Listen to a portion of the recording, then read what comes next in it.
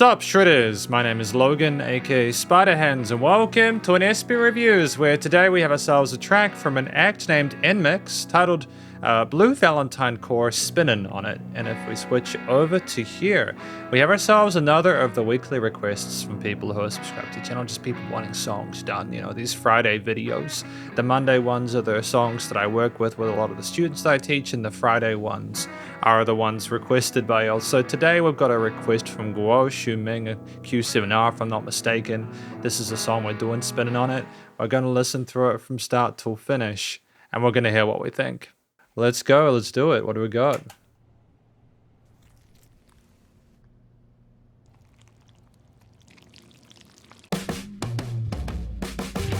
I love the distortion on those drums.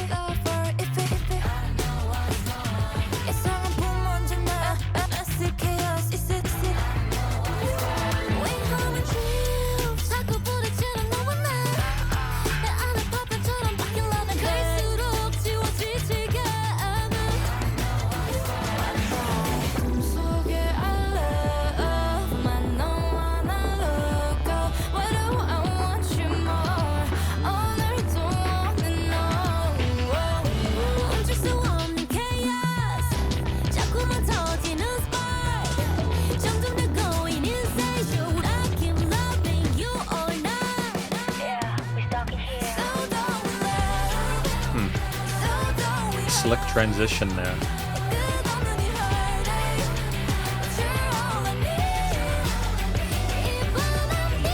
Great call and response.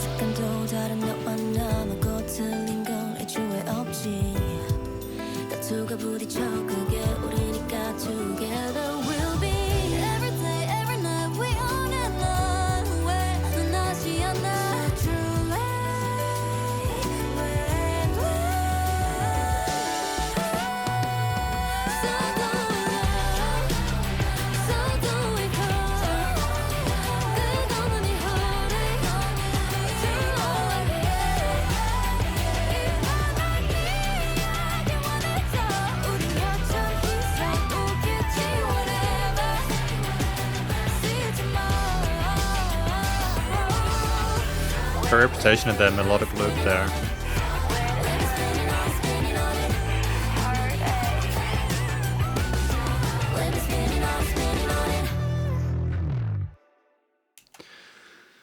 There's a lot to take in with this one.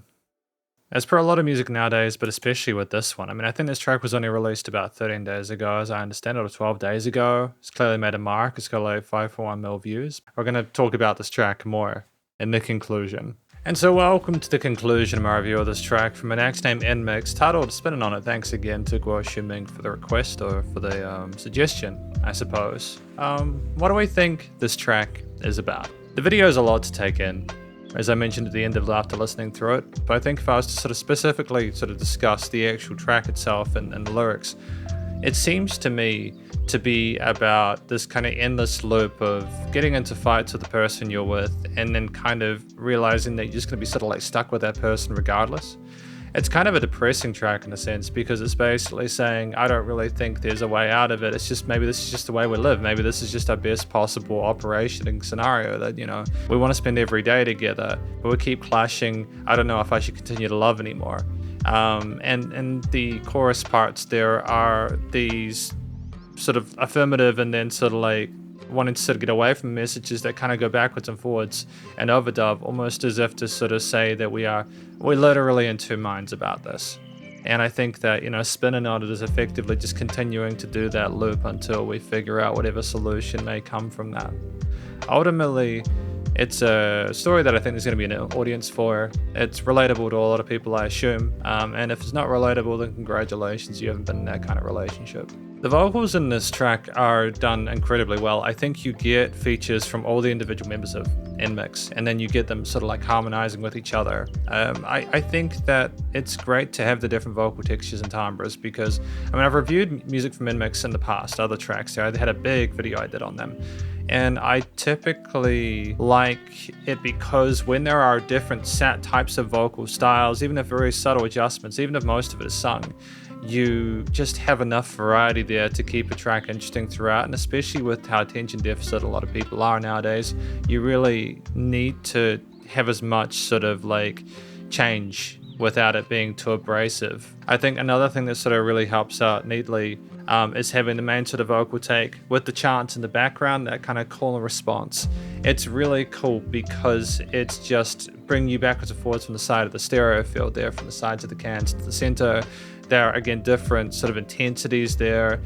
There's like adjustments of the main melody, and it does its sort of own thing, but then that backing harmony is reliable. And so there's that kind of foundation there, you know, whatever we do on the microphone, the rest are going to be sort of more predictable. And there are like moments of fantastic vibrato and legato messages. We explore a head and chest voice really elegantly across the board. There are some filtered radio vocals in certain parts to sort of add a faux sense of lack of intensity, or to make it seem like a phone call or something like that, as if you're calling that person. And there's like kind of rap sung parts there. There's a bit of kind of vocal fray and a kind of like breathiness to it, and the sort of sensuality to it in certain parts. It makes it seem a bit sort of exotic, and it explores its R&B stylings really neatly without sort of doing too much of it. You've got this really satisfying AABA structure without things literally being repeated too much to that extent, but it's just a very sort of satisfying poppy loop there with catchy vocal melodies, and again that really satisfying going back between the sides and main.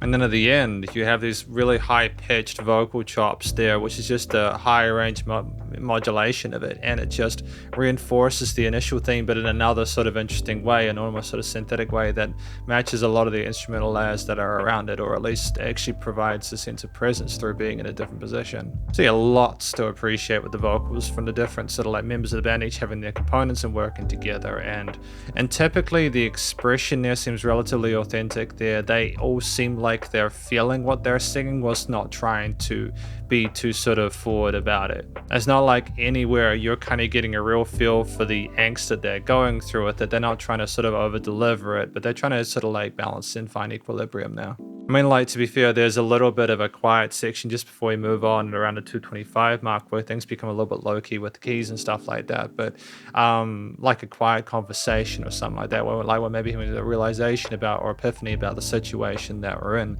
But outside of that, it's very sort of like geared towards the actual audience themselves. In terms of the structure of the track, you have your typical verses and sort of like choruses and interludes and a lot of sort of contemporary fare. You start with a distorted, really intriguingly produced drum beat there that works the toms, and you just go straight into the vocals there with the chord progressions that are jazzy and almost sort of like intellectual enough to not want to commit to the bit too early. And there's like a chaotic flow to the melody in that first part there, almost insinuating that we're kind of rolling backwards and forwards between our thoughts. And there's different sort of like quote-unquote ambiances to the different verse, bridge, and chorus sections, with different progressions or variations in the bass lines or the instrumental layers to help them to individually stand out. And to be fair, I've just heard that there are the kind of higher pitched vocal chops around the 1 minute 24 mark. So just to confirm they're not exclusive to the end, it's just, there's just so much to absorb that when you kind of get enough of it, you can then focus on the more. I think that it's kind of an overwhelming experience, but not in a bad way. They managed to ride the fine line between having so much that you've got multiple listen potential, but also having enough of what you can get for the fundamentals to catch. I think that the interlude section again with the brushes and the keys and stuff like that around the 2:30-minute mark is really important, because it's very sort of like, it becomes very comfortable with the relative intensity of those initial sort of verse, bridges, and choruses.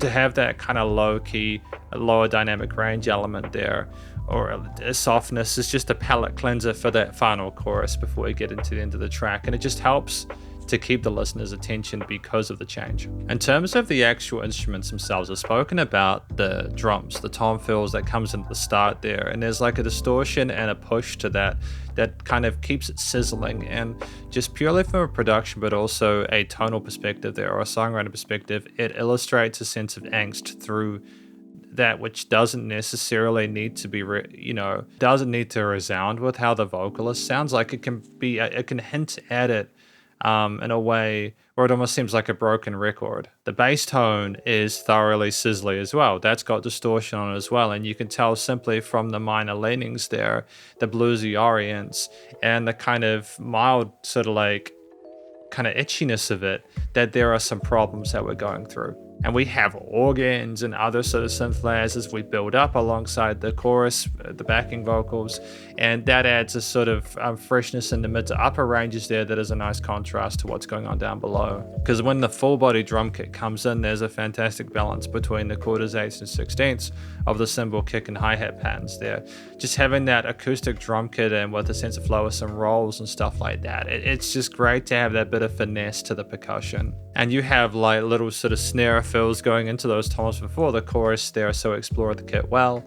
And the vocals are a lot of the color within the mid to upper ranges. And there's a very subtle chorused guitar there in certain parts there that's almost resonating with the thirds and extensions of some of those chord progressions there.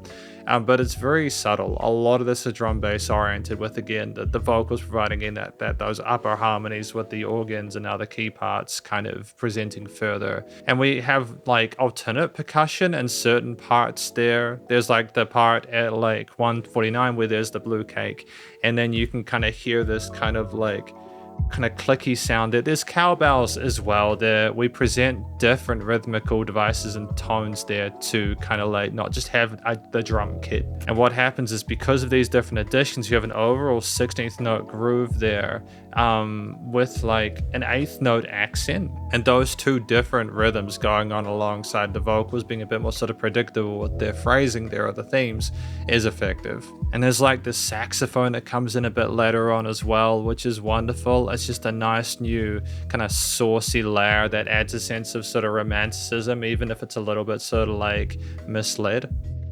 Like it navigates, because of a lack of mid-range instrumental kind of devices. You have room in the center of the stereo field because the vocals are going all around the place.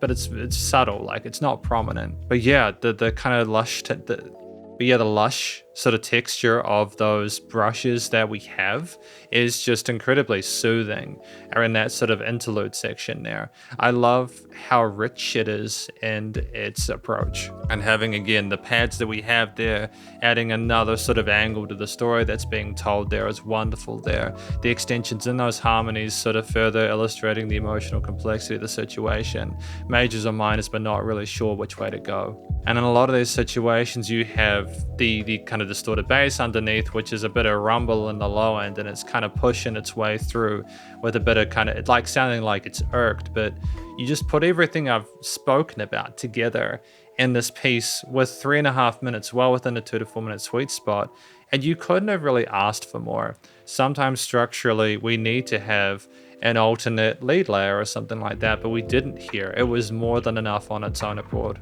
I think as a closing note, those third intervals that we have with those harmonies at the end, they're just pretty sounding. They add a sense of sophistication because you're not relying on just the one voice there. It further adds to the extensions that you've put beforehand, those jazzy implements. And ultimately, yeah, just really well written song. You know, there's just so much more to talk about, but I feel like we'd be here for half an hour. It's just the kind of intensity that you like, the stage that they're at with their songwriting and production, the theory present, it really is min-maxed at this point. And it really helps as well when you have singers on top who can perform and express themselves eloquently and fashionably, I suppose. The overall theme, as I mentioned, with those chord progressions, those extended harmonies, the variety of different instrumental like melodies, those sort of sub leads and leads going around the place with predictable backing vocals going backwards and forwards. It's like we're going in a whole bunch of different directions whilst coming back to the same sort of predicament. I think that the music is trying to insinuate something alongside or along, you know, with what the vocals are describing, and I think, and therefore they have that connection. So ultimately, I think with all that out of the way, things are well connected. I think it was a solid performance without a note missed. You just have the studio production, and as per usual with a lot of music from that part of the world, you know, from JYP Entertainment, it's absolutely stellar there. A mixture of acoustic and electronic elements that have no weird resonant frequencies in the frequency spectrum, and things are nicely balanced in the stereo field there. The music surrounds you in the headphones. The vocals are well sung and produced, and even if there's a little bit of kind of like polishing in the late stage, there's a bit of grittiness there that suggests that they don't need it. They're just really well-rounded performers on the mic. I like the filtering of certain parts to take away certain sort of frequency bands, like the radio vocals or the filtered vocals. Knowing how to get all those different instruments to notch a niche with each other within the mix is a talent within itself. I liked the deliberate addition of distortion and compression on the drum kit to add a bit of kind of push to it, to make it a bit more aggressive. I thought that was kind of neat. And I think that, again, the note choices with outside of the major diatonics, the chromatics that we have, and how smooth it was with the R&B stylings, these are difficult things to connect and combine, but they did that very well. There was dynamic range to the piece. I think, again, it was mostly instrumental layering, but also knowing to kind of add alternate types of percussion to certain elements to elicit different quote-unquote feels. It was nice and loud without pumping, so the bus compression and limiting was handled. Ultimately, this is my review of this track from an act named NMIXX titled, the Blue Valentine course, should I say, titled Spinnin' On It, and hopefully you enjoyed it. If you did, please do go show them some love via their various social medias and the YouTube page, and stay cool and stay safe, and please remember to support your local musicians and artists at this point in time, as I need the help more than ever with all the crazy stuff going on in the world. And I'll catch you in the next SP reviews. Spiderhands out.